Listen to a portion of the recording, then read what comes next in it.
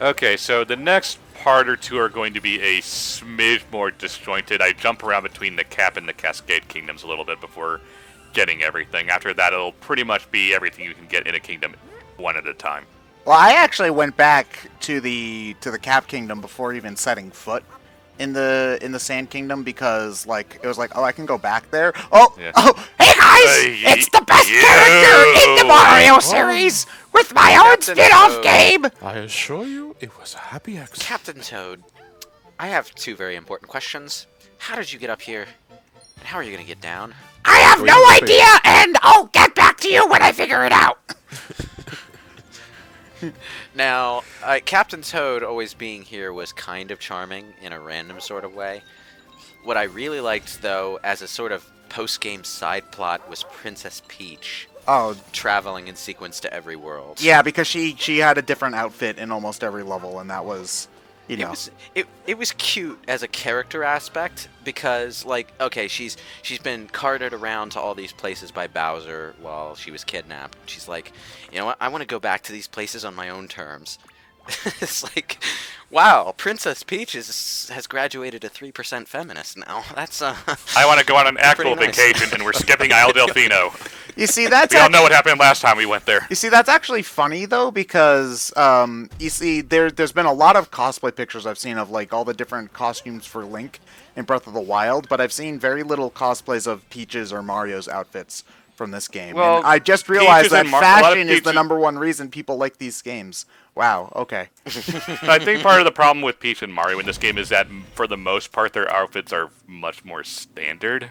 Yeah. yeah. I mean, like they're kind of a makeshift combinations of basic things. And Peach doesn't have a different outfit for every world. I thought Most she of did them. at first, but Most of yeah, them. she repeats a few of them. Like her explorer outfit appears in a couple, and she has a swimsuit. Yeah, but I expected at the very least somebody to do like the kimono from the Bowser Kingdom, though. Kimono Peach. Yeah, that was actually pretty charming. So I wanted to ask you guys though, because I'm pretty sure this game is gonna have some more DLC down the line. I similar would to not Breath be of the Wild. surprised that if they did that. Yeah. Do you think, because it's on the map, do you think they'll take us back to? No, I never want to go back. If it's just For those who don't Delfino know what we're Plaza, talking about, I'll if take you, it. If you take a look at the world, just for those that don't know what we're talking about, if you take a look at the world map, you can see Isle Delfino from well, Sunshine. yeah, make Isle Delfino its own little stage and make it actually good. You know. Never want to see those Piantas ever again. If it's Delfino Plaza, because that's actually still like, honestly, that Delfino Plaza is a way better hub than Princess Peach's Well, castle could ever hope to be. Okay, I know but- the Piantas were were dicks in Sunshine, but they sort of were really fun in Thousand Year Door. So, you know, it's not like they've never contributed anything of value to the series. You know, I'd like to see them again. I liked seeing them again in Galaxy 2, but they didn't really have much story context because of the way that game was laid out. The only reason I would say they wouldn't do it is because such an integral part of Sunshine is FLUDD, and I don't see them incorporating a brand new gimmick in a game that already has its own set of mechanics. There's already a built-in solution to that. Add enemies that you can capture that simulate FLUDD's abilities. They already have one with the what's it's called guy, the octopus guy. It's like an octopus, Yeah. yeah. So that's like Seaside, I think it that's was, like I'm not sure it was. the jet skiing. Or they, around you see, they do, thing. or you could just capture FLUDD or something because like a robot, Capture a FLUDD. like an Capture FLUDD EGAD and immediately robot fall that is sideways. FLUDD, kind of like how you capture Yoshi in Mushroom Kingdom, you know, instead Yeah, of. that's not a bad idea. I mean, there are ways it can be done. There are ways that it can be done as a really classy Sunshine callback. And you know what? I think there are a lot of Sunshine fans who deserve that callback. You see, because we're getting to the Sunshine- point where Sunshine came out in like 2002. The kids Mm-hmm. who played that growing up are now like graduating college. Yeah, So, you know, we got Throwback Galaxy and Galaxy 2. We got, you know, a Deuce. fully recreated Super Mario 64 level. Let's get something from Sunshine in here. You know? How about Sessafressa? And something more substantial than the frickin' spinning platforms in the abyss of weirdness. That you know, just God, I'm gonna feel because I so know fucking someone's old gonna when be we a get smartass and bring that throwback Galaxy level. up. Someone's gonna be a smartass and bring that up. You know what I mean, people. well, Galaxy's 11 years old now, so you know There are kids whose that's their first Mario game who are going to college. It was my first 3D Mario game, and it was the first Mario game I played to completion. I don't count Super Mario Brothers 3 because I only played that as a kid at Latchkey for like 5 minutes at a time and never got past World 2. So well, you were also a Genesis kid and two not the biggest platformer guy. I was a Genesis kid, and the only NES I ever had access to was the one at school during Latchkey when my parents couldn't come get me on a given day. So I loved Mario 3 for the 10 minutes a week I got to play it, but hey, that's enough time. That's enough time to beat the game. Not if you're as bad at video games as I was at that age. I kind of miss being worse at video games because the thing is that like I beat I beat Odyssey in like 40 hours, which is a substantial amount of time. But if I was playing this when I was 8 years old, this would have taken me probably months to beat. Like it took me months to beat a game like Banjo-Tooie. I kind of feel you. Like, there's this weird thing about being an experienced gamer where suddenly, like, 9 times out of 10, there's, like, half the challenges in a game are, oh, that was easy. That was no problem at all. And you kind of scoff at it. But, like, when you think about it, when we were all new gamers or young gamers, that stuff would have posed a significant challenge to us. Yeah, it's almost like Mario is supposed to be designed for children or something. Well, you can have both. That's why they have like the Grandmaster Galaxy and stuff. Yeah, and that's kind of why I'm not super cynical about the assist mode being an option. Oh no, I don't mind it being an option. Yeah, I mean, okay, it's funny like to point at it and say, hey, it's game reviewer mode. But there's also like someone's gonna probably buy this for their like 4-year-old. Yeah, it's you see, here's the thing. I actually prefer assist mode to stuff like the Super Guide because it's always there. You can pause the game and turn it on whenever you feel like you need help, but it's not going to pop out a stupid pig waving a literal white flag saying, "Oh, are you bad at video games? Do you need help?" And it's not condescending like that. I hate that. The other thing about assist mode is that it's also still requiring you, while making it easier to play the game.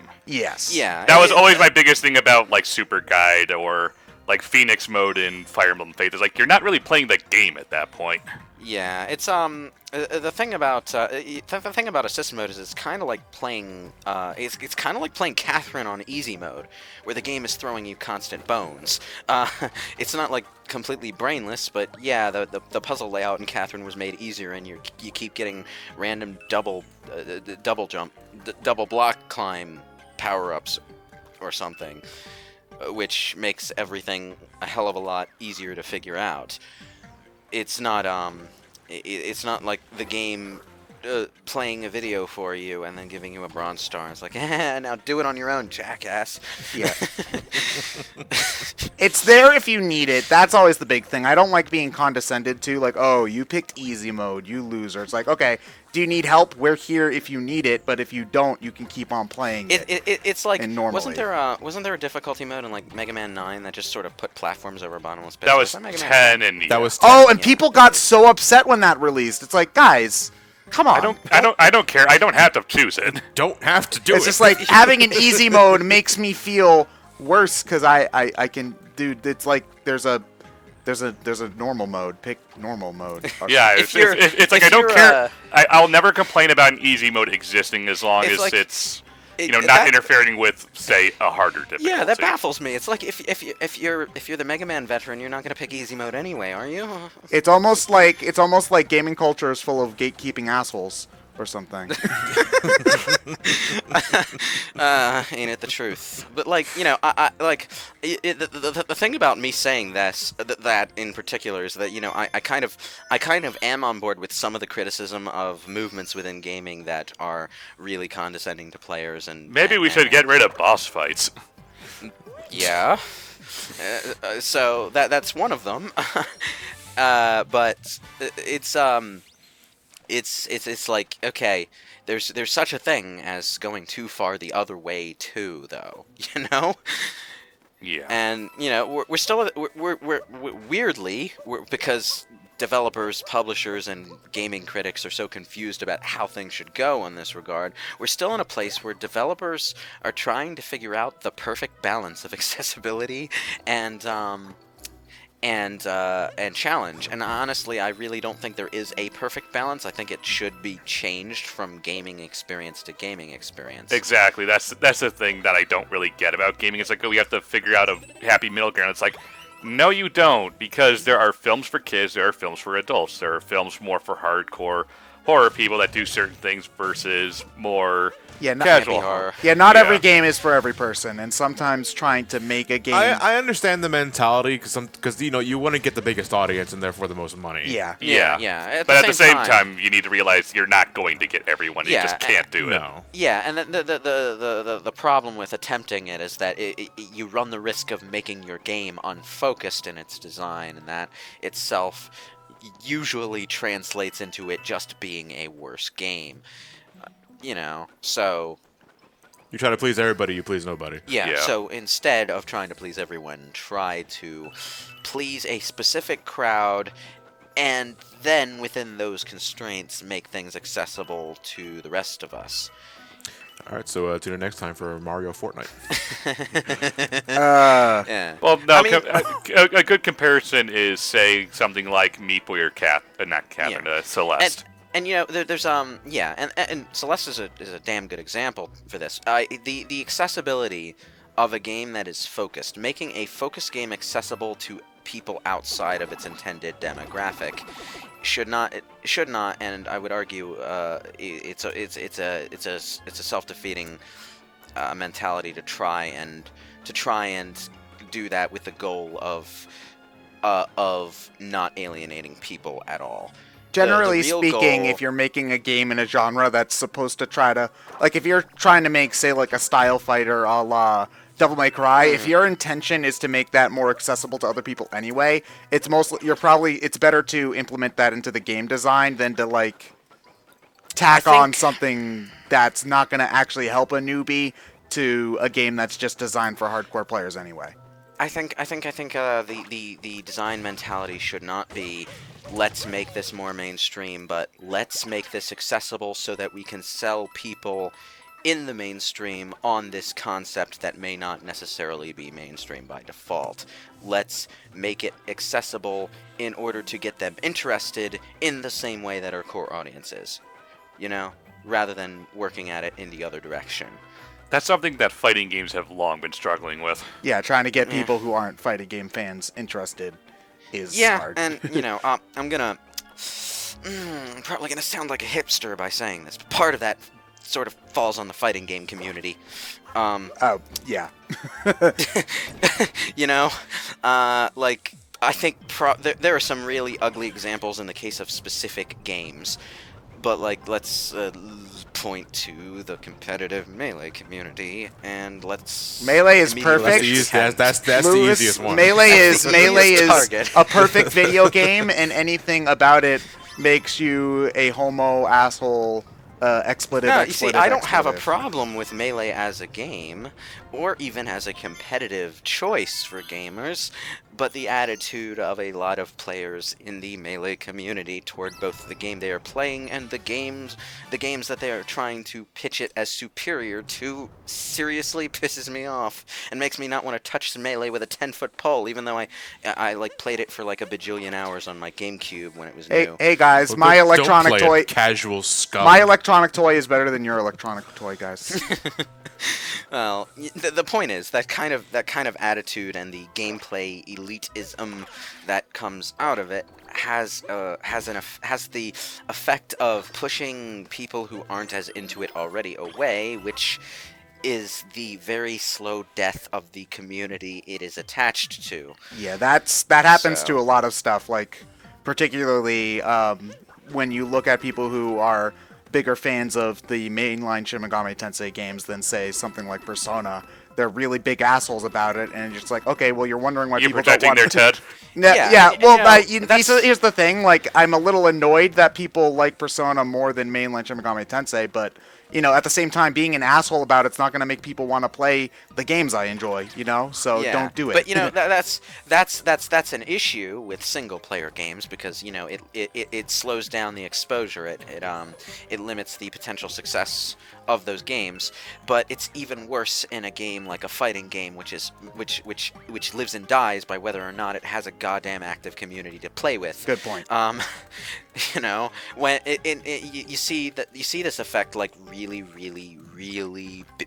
big time in the case of MMORPGs that are really old, where everyone in the game is either a complete newbie who's trying it out for the first time, or a goddamn veteran at level 60 bajillion, playing endlessly at end game. There's like nothing for the newer players to do unless they happen to meet one of those 5 or 6 players who's really dedicated to welcoming new players in.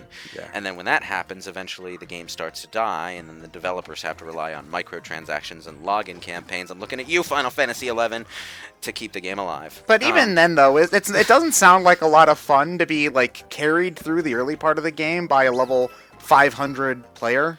Yeah, which is why most old MMORPGs nowadays have a you can skip to the end game content button, which costs a few extra dollars most of the time, and basically means you're skipping straight to the expansion and never experiencing the original game's content, which may or may not be important to you depending on what kind of player you are. Well, apparently you're supposed to skip all the cutscenes anyway, so you're not understanding what's going on anyway. Oh man, okay, that's not necessarily okay.